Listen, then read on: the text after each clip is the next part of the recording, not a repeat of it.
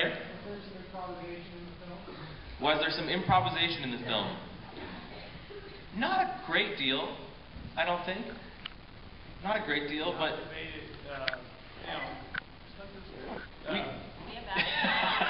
there was one night of improvisation, but okay. Tom and I. I'll tell you about it. This man saved my life the last night of shooting at 18-hour night on the roof, and we were. It was stressful because it was such a. Plus, I just got. By the way, Lance, that man right out there, Lance, stand up. That's the old guy. It looks like me when I'm old.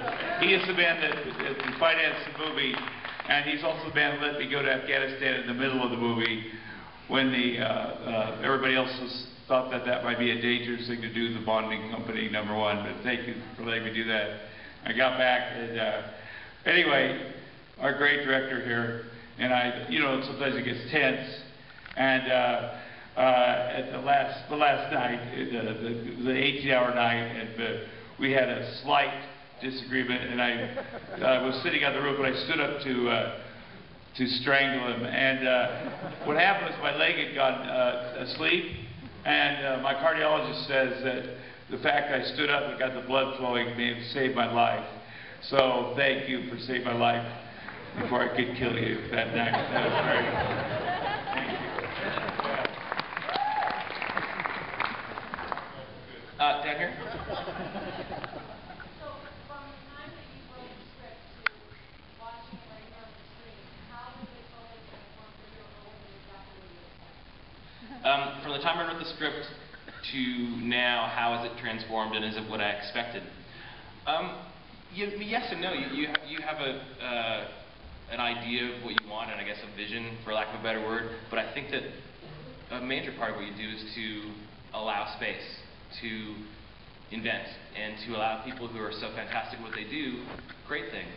And you have a blueprint to do that, and obviously you try to do that as well as you possibly can. But I think as a director, the more experience you get to, the more you learn to let things become loose. And I think that also emotionally, when I talked earlier before about the mess of life, I think that if there's rough edges on things, that those things are things that you sort of relate to more often than tightly packaged, sort of Apology accepted. I saved your life. How did you get Sharon Stone in the movie? How did I get Sharon Stone in the movie?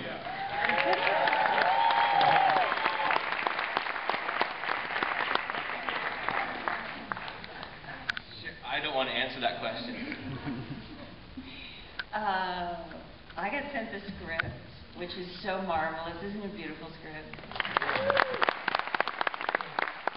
thought it was so funny and so ironic and great, and I loved it. And then Patrick came over to my house, and he met my kids, and they loved him, and they're a fabulous judge of character.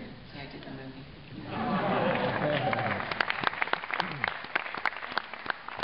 The first time I met Sharon, we went to her house, and I had flown from England, and she's got this beautiful house and an incredible art collection. And in the middle of the living room is one of those giant ball things that kids... Ball pits. Ball pits that kids roll around in. And she got 3 young kids, and Jimmy arrived, and all of a sudden this like insane ball fight broke out. And the balls were bouncing off the art and off the chandeliers and off the mobiles and everywhere else. So it was actually sort of, that's kind of what it was like on set. I was by myself, yeah.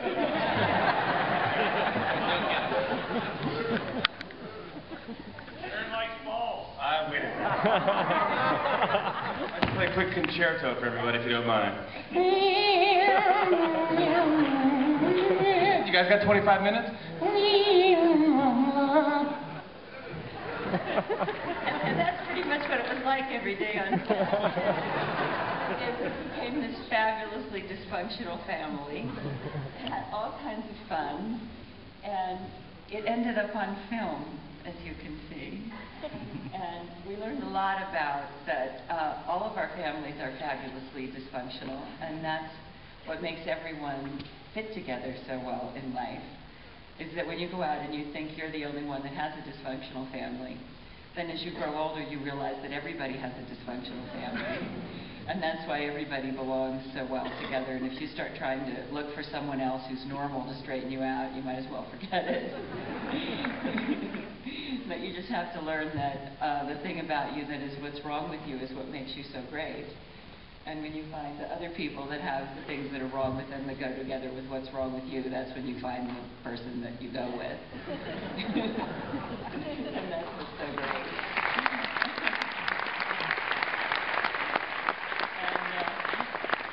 And it was so great when Tom and I, we've known each other forever and are family friends, and we decided that would be what's the greatest to put all of our craziness on film. Well, the first day Sharon came to say that you wanted to talk to me, and we've had you were friends with my first wife a little bit, and I've always been friends with Sharon's family, his sister Kelly and her dad, my hero, and Joe, and her mom, and her brothers, and so they said Sharon wants to see you, and I said, oh. Okay, and I got in the car and said, drive, let's get out of here, because I just thought, oh boy, I'll be on a plane back out of here in a second, because what's going to happen? What does she want to say? Anyway, we go in the trailer, and you'll say this, the set stopped, everything stopped while we had a chat, and I got to say that I was blown away, because it was very humble woman talking to me about what she saw, and, you know, why she wanted me in it, why I had this great opportunity, and about maybe our mistakes that we both made. We all also turned a year older that week. I noticed I had a birthday party for you, but not for me. But anyway, it doesn't matter. And it was very. I mean, there was maybe even tears, not for me, because I'm a man, but maybe a little bit, but it was very cathartic, and she said something to me that will hopefully stick with me, and she said, let's leave our, you know, craziness behind, and let's just put it on the screen this time, and let's make the rest of our lives better. And so thank you very much. I love you for that. Thank you.